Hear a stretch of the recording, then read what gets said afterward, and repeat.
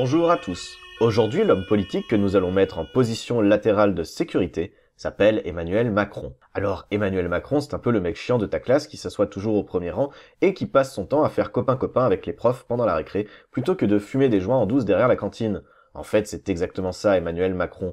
Un énarque opportuniste, pur produit du système, qui pousse le vice à faire de sa vie une succession de choix carriéristes, même lorsqu'il s'agit de se trouver une putain d'épouse. Emmanuel Macron, c'est donc ce candidat des banques, de l'oligarchie et de la finance qui, du haut de ses 39 ans, s'impose désormais comme seul et unique rempart face au FN. Emmanuel Macron, c'est ce mec qui déclare au KLM que ce serait super cool de pouvoir ubériser la société, que pour se payer un costard, le plus simple est encore d'aller bosser, ou qu'il serait stylé que les Français puissent travailler plus tout en gagnant autant. Mais au-delà de son programme abscon, qui au final ne représente rien d'autre que le pouvoir des banques et des marchés financiers, Emmanuel Macron, c'est surtout le candidat des médias.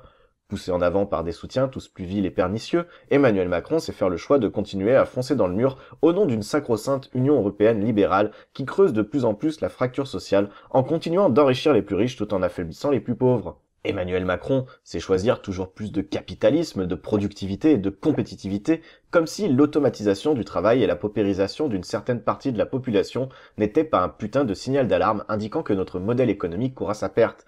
Alors oui, effectivement, si vous faites partie de cette classe moyenne relativement aisée qui travaille dans les nouvelles technologies, et pour qui les mots start-up et business model vous font plus triquer qu'une soirée en tête-à-tête avec Brigitte, il se pourrait que vous soyez séduit par ce gourou des merdias qui hurle ses discours ineptes comme un débile mental, histoire de facilement les faire rentrer dans la tête des gens.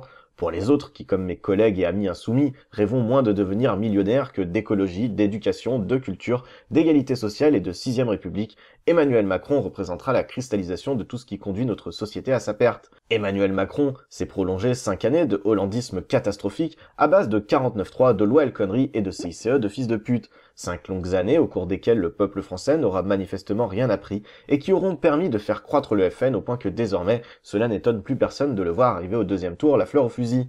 Car s'il est bien beau de se moquer des ricains et de l'élection de Donald Trump, il serait quand même de bon ton que chacun regarde la réalité en face et cesse de fustiger les abstentionnistes dégoûtés par une politique toujours moins démocratique asservie au pouvoir médiatique. Si le FN ne cesse de monter depuis 2002, l'année où bonne patte, le peuple français avait concédé à laisser une seconde chance à nos politocards en élisant par défaut le bon vieux Pépé Chirac, c'est uniquement parce que nos élites oligarchiques s'obstinent à appliquer une politique d'austérité bénéfique au système financier. Un néolibéralisme dévastateur qui possède un réel lien de cause à effet avec le fascisme que vous décriez tant. En somme, voter Macron, c'est continuer à tirer sur la corde en s'imaginant avec certitude qu'elle ne finira jamais par se rompre. C'est jouer aux pompiers pyromanes qui s'amusent à allumer des incendies avant de demander aux autres de venir l'aider à les éteindre. C'est plus ou moins donner 500 balles pour la culture et s'acheter du Audiard, tout en citant du Chevalier et Las Palais. C'est pourquoi le 7 mai, je ne ferai pas de nouveau le jeu de cette gauche caviar qui aime agiter le spectre du FN et de la Seconde Guerre mondiale pour s'assurer que la dictature financière continue de leur profiter. Vous avez voulu votre candidat, et vous l'aurez sans doute.